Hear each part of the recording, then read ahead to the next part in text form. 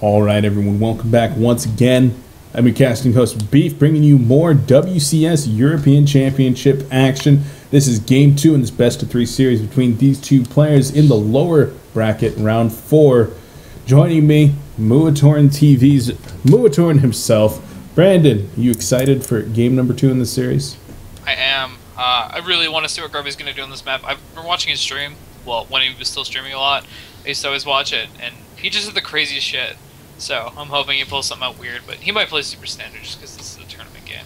Yeah, Grubby definitely is one of those players that he's not afraid to take some risks. He has such amazing control that he's able to make strategies that shouldn't work because he's able to control his units properly. You know, he's one of those people that everyone said when he came into the game he was going to innovate everything, and he certainly has. He was one of the people that contributed to Speed Warp Prism Harass. He was one of the people that contributed to Immortal Sentries because it requires perfect force fields and perfect control. So definitely something that we see out of Grubby here. But in the meantime, we do have some introductions to make in the bottom left-hand corner of Cloud Kingdom. We have the Red Zerg for playing for Team Liquid.Net. He is Liquid's Red. His opponent, the Orc Legend from Warcraft 3. He's on Team Grubby. He is Grubby. It's kind of funny. Yeah, definitely. Grubby down 0-1 in this series. He's in a do-or-die situation right here. He wins this game or he goes home right here, right now. So we'll see how this one does play out. We actually do see a probe that was relatively late. I'm pretty sure there was no earlier probe than this. But yeah, this is a very late probe. Can you pause for a second? Sure. I hit B. Okay. I'm at, I'm at 245. Oh, sweet. Dude, I'm right there. I sped it up a little bit to catch up. Alright, we're good. We're good. Alright. 3, 2, 1, go. There we go. Sorry about that. Not a problem. So yeah, this probe, this is the first probe that's making its way out into the map, am I correct? Yeah, if you look at Grubby's vision, he sees nothing but what this probe is seeing. So if this had been a 6-pool, Grubby would be dead. Luckily for him, he's playing Ret, who doesn't 6-pool ever, no matter what. So it seems like a calculated risk that just it's going to pay off. Yeah, it's also worth noting that by having this very late probe out there, you're not able to put any harassment onto the Zerg in their mineral line. You're not able to block that first hatchery, although Grubby might be looking to do a little bit of harassment over here at the third hatchery, maybe prevent that from going down super early, but definitely a little bit non-standard there from Grubby. Yeah, it's a little different. He just wanted a little bit more economy. You get to leave one extra probe in your base for a while, so just some extra minerals that he gets. Everything's just a tiny bit faster. And he did go Nexus first, I believe. I'm not sure, I don't remember. No, he went Forge first. Okay, yeah. Then I don't know why he did that. You might as well have gone Nexus first if you're going to do that. Yeah. But and I guess it's fine. We did see that probe actually going to be making contact with the drone over here at the third, and that that probe actually did die. He was trying to exploit the shields there, attack, run, let the shields regen, but he just straight up attacked and died. And so he wasn't able to block that third hatchery at all, which is a little bit odd because Grubby, you talk about his control, you talk about his multitasking. That's a probe that he could have been very annoying, could have delayed that hatchery for another 30, 40 seconds. And didn't do that, so definitely a little bit odd there. Yeah, exactly. He's like known for his control, so it's really weird to see. Anyway, the Forge here, Cybernetic core is finishing up. Probably going to start warp getting Chrono boosted.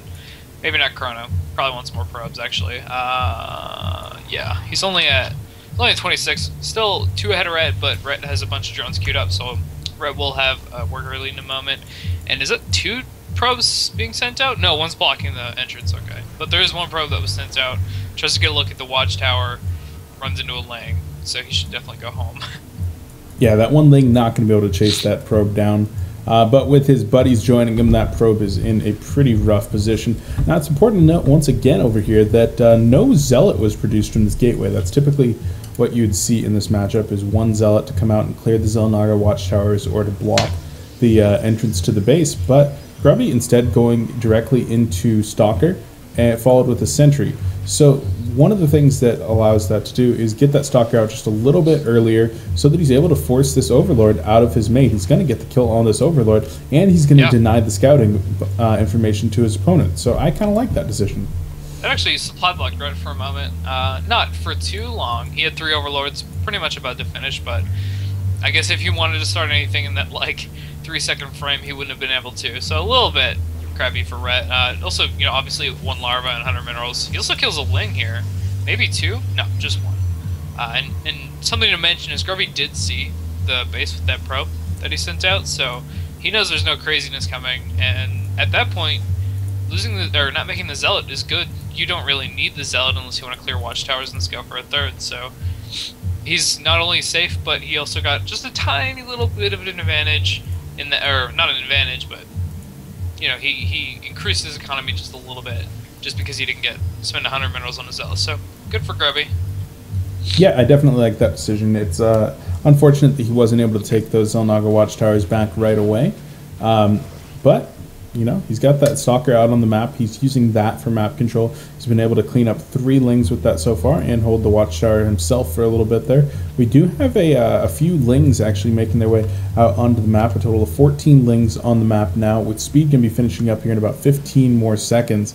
They're going to be looking to catch a small group of Protoss units out, possibly bait out some force fields and really check for that 3rd. Speed's going to finish right here as these Lings are actually going to close the distance, and a couple of force fields are actually not being used there, so nice job from Grubby not overreacting to that situation and able to keep all the energy on those sentries high. Yeah, great job by Grubby not force fielding. I know personally, as soon as I see Lings run up to my sentries, I'm like, oh my god, must force field now, but he kind of recognized it wasn't really that many Zerglings and decided that saving the energy was okay. Grubby's kind of gone to a weird setup here. He's got 5 gateways, so not really enough to do any kind of big attack, but that's more than you need to safely expand, so I think he's still going to be expanding, but it's a little different. He's also started the Twilight Council, so still leaning towards more of an expansion, or maybe crazy DTs. Yeah, this is a very similar build to what we saw last time. The difference here being that Ret hasn't applied huge amounts of pressure with all these Lings yet, although there are now 26 Speedlings on the map going to be making their way up, but the Observer does spot these Lings, and the Ling's going to try to make their way into the 3rd, but not going to happen. Decent force field's going to be coming down here, trying to protect as many units as possible, and only used 3 force fields right there. Was able to save every one of his units and kill all of those Lings. Not actually, I think bad. I think he lost the sentry, didn't he? He's still at 8 sentries, so unless he just warped in a new one. I think he did. I don't know. Okay. Either way, he might have lost one then. Yeah. Roach is going to be making contact with the 3rd here, so they do spot that. And as soon as that 3rd is spotted, a 4th is dropped by Ret. So very good reactionary play there from our Swedish Zerg. Yeah, and wait, not Swedish. Yeah, I was going to say. He's oh god. He's no. Is he? Yeah, I think he's from the same as Grubby. Okay. I'm not sure. Oh, man. No, you have me second guessing. All right, we're just gonna call him. We're gonna call him European Zerg. Yeah, he's European. He's European. Oh, Netherlands. Netherlands. That's it. There we go. I was gonna say Norway, but yeah, Netherlands. Not Norway. Netherlands. Okay. Whew, nailed it. Anyway. Absolutely nailed it. Well, it took 3 tries for the 2 of us. Anyway, like I was saying, the infestation has been started, or it's been finished here now, and pathogen glads have been started. Well, nice pick off by Grubby at the 3rd, by the way. I don't know if you missed that. Yeah, got it. Okay, cool. 6 force fields being traded there for 6 roaches. Not bad at all. That's a lot of minerals and gas being expended there by our Zerg player. And even these roaches over here on the left side of the map going to be forced to take a detour as the Protoss army starts to move out. And there's no warp prism with this right now, so the probe is going to be needing to drop a proxy pylon here, because it looks like the Protoss player is ramping up for an attack right now. In production, we do have a lot of Zerglings over here and a few roaches as well. Pathogen glands going to be finishing up, but no infestors on the field just yet, and this 4th base definitely going to die right here. Our Zerg player instead opting for the counterattack, but there's a few Zealots, a Stalker and an Immortal already there to defend that, but these units are actually getting out of position right now, and they're going to be cleaned up by this large swarm of Zerglings, so definitely a little bit of an unfortunate circumstance there, as that Immortal does get completely Zerged down. That's the definition of Zerg right there. Yeah, I love how Ret pulled the units out with his roaches. He pulled that Immortal, I think it was like 2 Zealots and a Stalker out, and then just swarmed them with Lings. That was very nice. It was great play, definitely. Now, the rest of the Lings and the Roaches are going to be driven back, but Grubby has already done his damage. He took out the 4th. He's teching behind this, getting Storm, getting Charge, warping in High Templar right now to get that energy moving. Might even merge those into some Archons. And he's got a great economy behind the 72 probes to 79 drones. That's a perfectly fine position for our Protoss player to be in right now. Yeah, for sure. 72 probes is like as much as you would ever want. You'll see sometimes people go up to like 76, but that's pretty high. That's when you're on 4 bases already. Generally, if you go over that, your army's not going to be strong enough. So this is like a perfect number. I love it. Rhett right now is making 42 Zerglings, so obviously a little bit worried about this attack. He might even lose that 4th again. Nope. Actually, Grubby's just going to retreat after pretty much perfect force fields to keep everything away from his units. I'd love to see him try to get some Infestors or Roaches to walk up and then do it, pick them off, and then retreat, but that's fine too. I definitely don't fault Grubby. He's playing safe. He's got his 4th up a little bit earlier than his opponents. So he's in a very good economic position right now, able to consistently trade effectively against this Zerg army, which is what's going to happen. The Zerg army, not very effective unless you have high numbers of really good fungals, or if you have Broodlords in the army. Until then, this army of Grubby is actually going to be extremely effective. With Psystorm finished right now, the Lings that are the heavy part of this composition are going to take a ton of damage. Force Shields plus Lings are bad, and force fields are actually, storms are actually really good against Roaches too. As the Zerg army going to be coming in here, nice force fields do come down, and storms raining down on the Zerg army here. Infested Terrans are going to be dropped as well, and the Nexus taking a ton of damage. The Nexus actually not taking any more damage right now as the Zerg army does retarget onto some of these Immortals, the Sentries, and the Stalkers, but it looks like there is actually just going to be plenty of units here from Grubby. The Nexus will fall in the end. So that's definitely a victory there for Rhett, but that was a very favorable engagement for Grubby in terms of units lost. A lot of energy expended on his spellcasting units, but that's just energy. That's going to regenerate, and I think Grubby is going to counterattack at this point, knowing that he needs to do some damage for all the damage that he just took, and knowing that his opponent's army is very low at this point. Yeah, and the Infestors also use pretty much all their energy. There's a single fungal available for Rhett, so there's absolutely no chance of stopping this army from killing this base, and maybe even another base. It really depends on if Grubby wants to fight up a ramp or not, which he probably doesn't. Losing your 4th isn't the biggest deal. He didn't lose any probes, so his economy's really not hurt, and that was an early 4th. And especially since what he traded for, the most part, was like Zealots and Templar, which they're not Stalkers and Immortals, so he can still just destroy this army, especially with some Corruptors out that Rhett made for some reason. Well, for Broodlords, I guess. Yeah.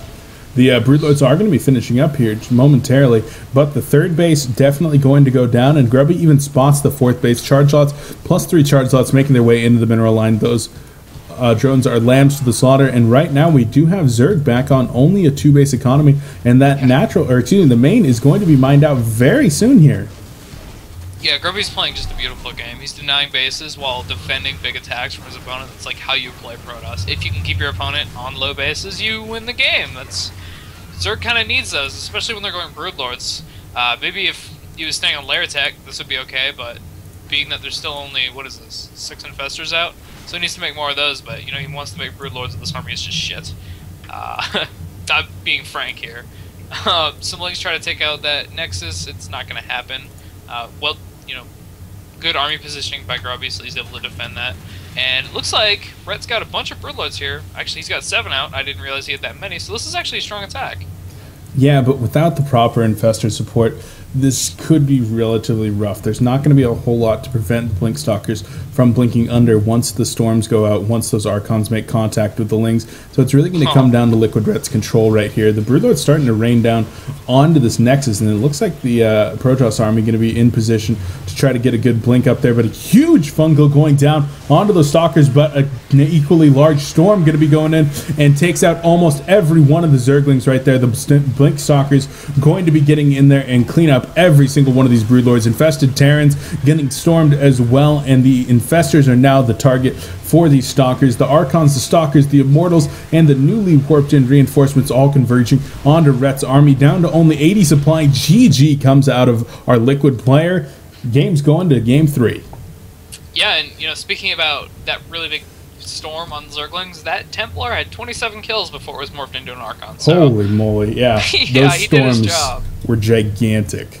Yeah, this is a style I used to play a lot, but a lot of like right before the all roach style decided to show itself. It used to be like a really muta heavy from Zerg, so you just played open Templars instead of Colossi, and you'd be okay in pretty much every positioning. Even if they did go heavy roaches, it was still okay. And I really hope that style comes back because Colossus openings are boring. Yeah, Storm definitely not seen too often here in this matchup, but definitely worked out for Grubby in this game. We're off to game 3. Loser goes home. This is a do or die situation for both of these players in the lower bracket round 4 WCS European Championships. I've been your casting host, Beef. Check me out on YouTube, youtube.com/BeefPotPie1. Joining me was Muatorn of Muatorn TV. Check him out over at youtube.com/Muatorn TV. Wait, yeah. That's spelled Muataran. That is here in the overlay. Check us both out. We're moving on to game 3. Thanks for watching. Hope to catch you at the next game.